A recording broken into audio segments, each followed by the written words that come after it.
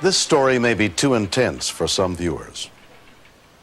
On the night of February 23rd, 1992, dispatcher Marilyn Jameson was on duty at the York County Sheriff's Department in Rock Hill, South Carolina. Her shift had been uneventful until around 7 p.m. when a frightened young woman with a child rushed into the station.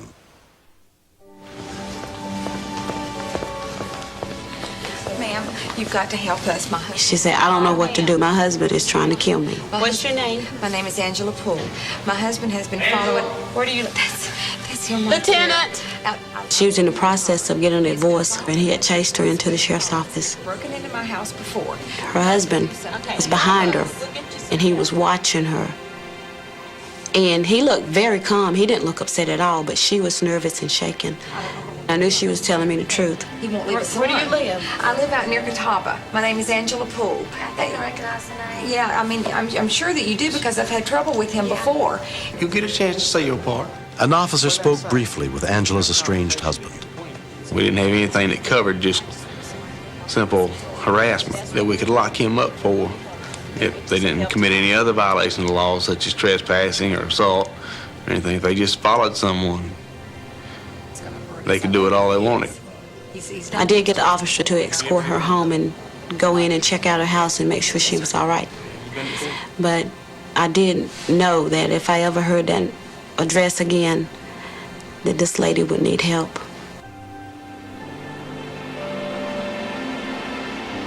The next evening, Angela returned home from work with her 2 children from previous relationships, 4-year-old Daniel Michael and 7-year-old Christina. When we got home, my mama told us to go play. Y'all take those jackets off and put them in your room? Yes, ma'am. Or did these groceries put away? We went into my room, and Mama went down to her room, and then that's when it started.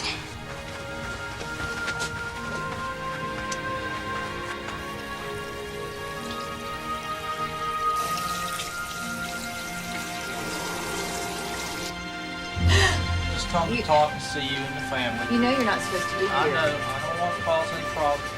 What are y'all doing? I'm coloring a colorful bird. Oh, that looks good. Here, let me fix that for you.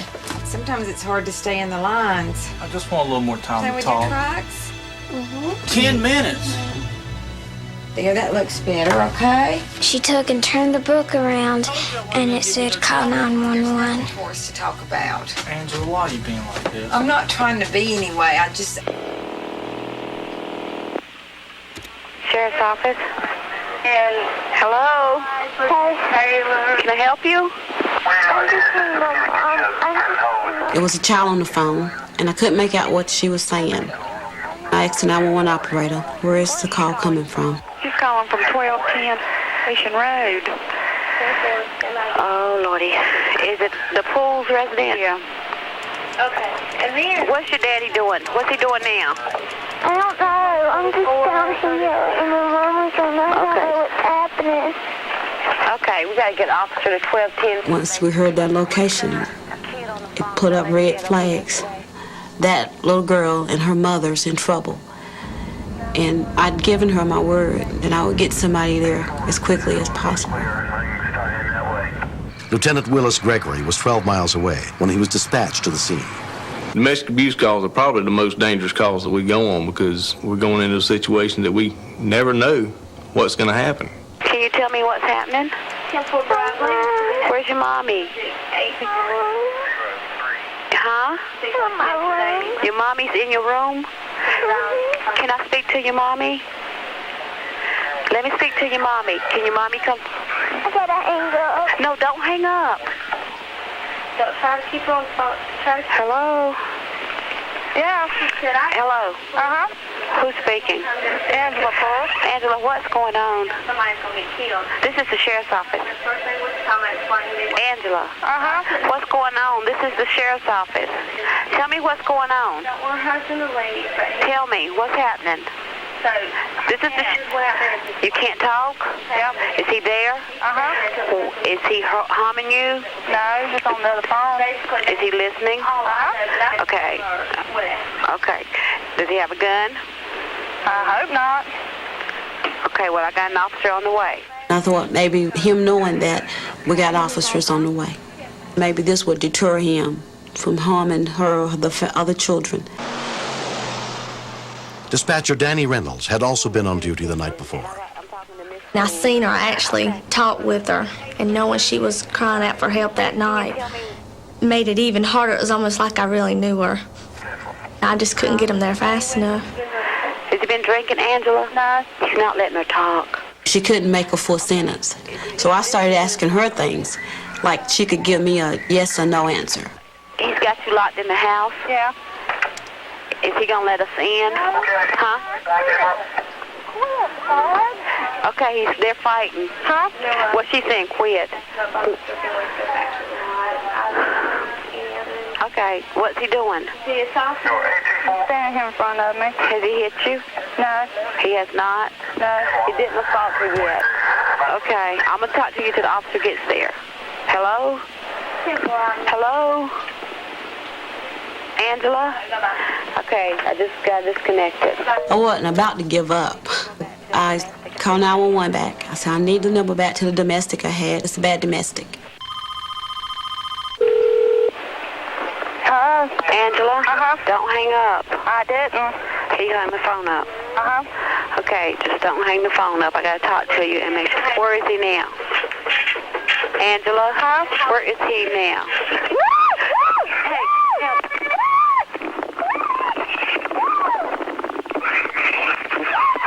838. Disregard 824. It's getting pretty bad out there. The child's screaming.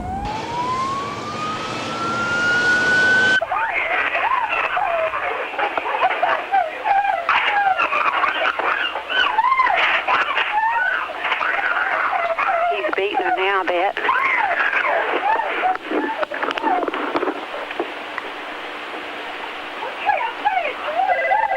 At the time that I heard all the screaming, it was coming from the child and Angela.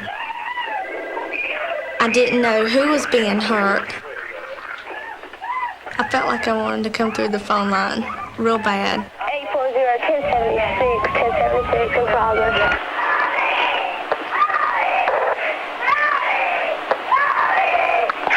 You talk to 1,000 people a week, but then you get that one. It was nothing on the phone but screaming for at least 30 or 60 seconds. Hello? Hello? Hey, Mom needs ambulance. She's gonna die. Okay, what did he do to her? He took a knife and beat her with this. It's bad. Okay, what's he beat her with? A knife. 840, he does have a knife and he's using it.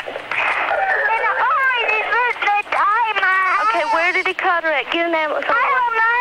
He's bleeding all over. Okay, tell me where your daddy's at. I don't know. He's left. Did he leave? He's left. The subject left the scene. I'm speaking with a small child, the mother.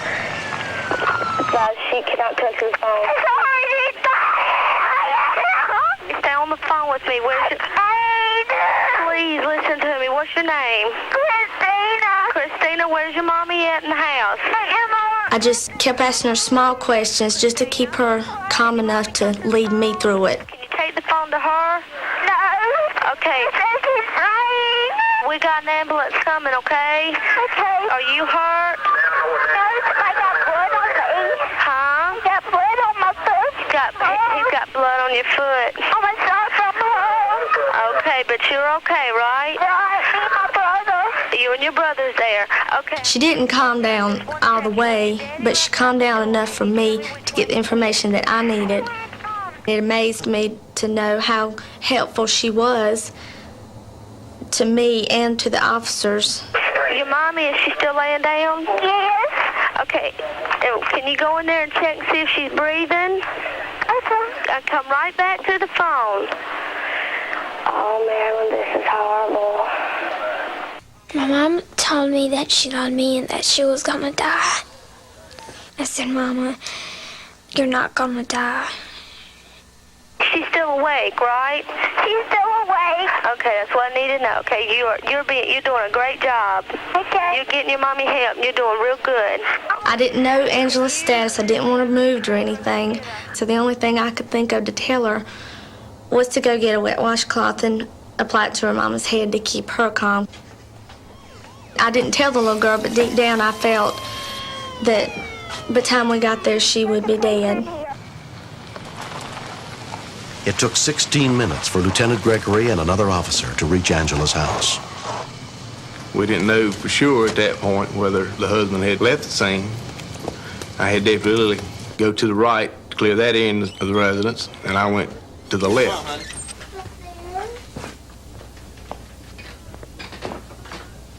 As I entered the bedroom and saw her, the only thing that went through my mind was, oh my God.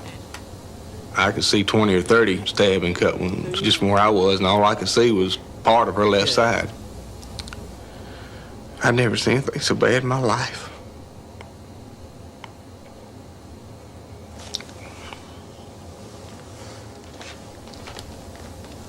Kansas, don't try to talk anymore, huh? We got help on the way. The sheer brutality of the attack was just unbelievable. Bert, get the kids out. All right. I've got a 6-year-old daughter and a 5-month-old son. And no child should have to face anything like that. I was trying to tell my brother, calm down, she's gonna be okay, and I was telling myself, I don't know if she's gonna be okay, I'm just trying to tell my brother it's gonna be okay. Within 30 minutes of the attack, a Piedmont Medical Center EMS unit arrived, led by paramedic David Gregory. We couldn't find really a place where there wasn't blood coming from. Stay with us, Angela. She was bleeding so bad that we used every bandage that we had on the truck. The only thing I could think of was the electrodes to check the heart rate. So I used those because they're self-adhesive and they stick. Okay, let's get her on the back wall.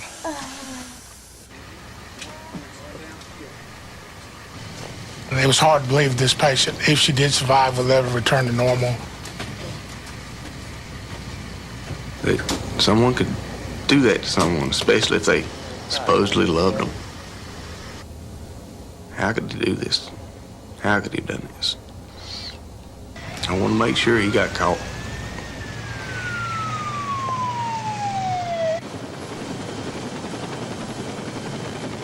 "25-year-old Angela was transported by MedCenter air helicopter to Carolinas Medical Center, where a trauma team was waiting for her, including Dr. Robert Monson.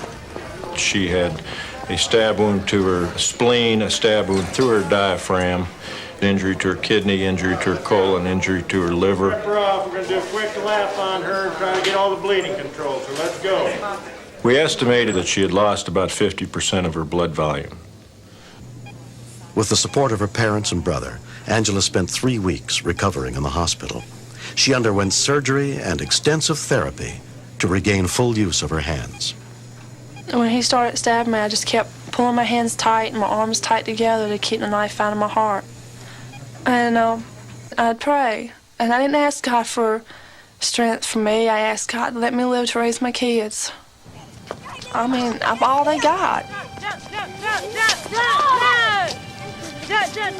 If my mom wasn't around, I miss how she took care of me and stuff that she did for me. I don't know what I'll do without her.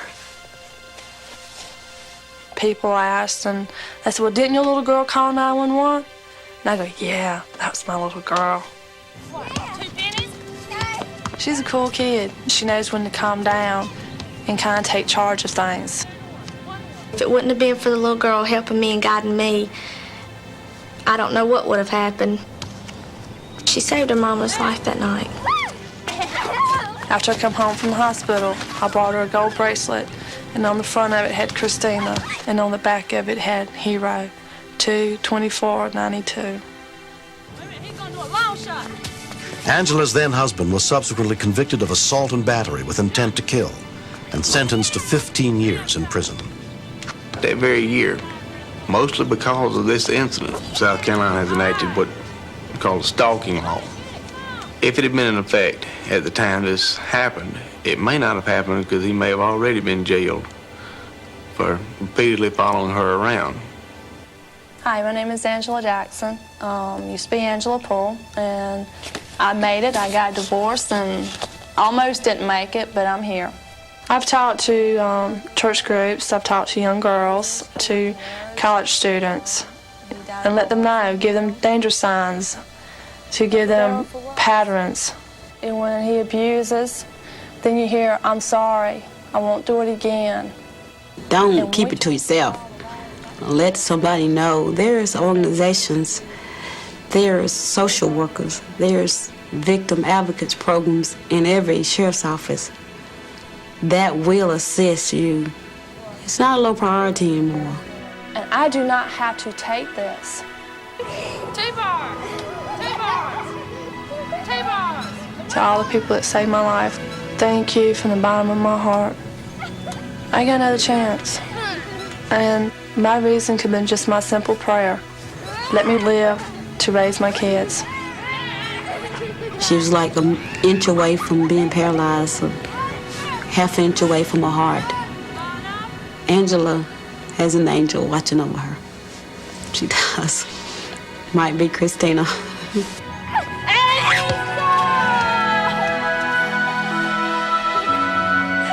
For information about domestic violence, call 1-800-FYI-CALL.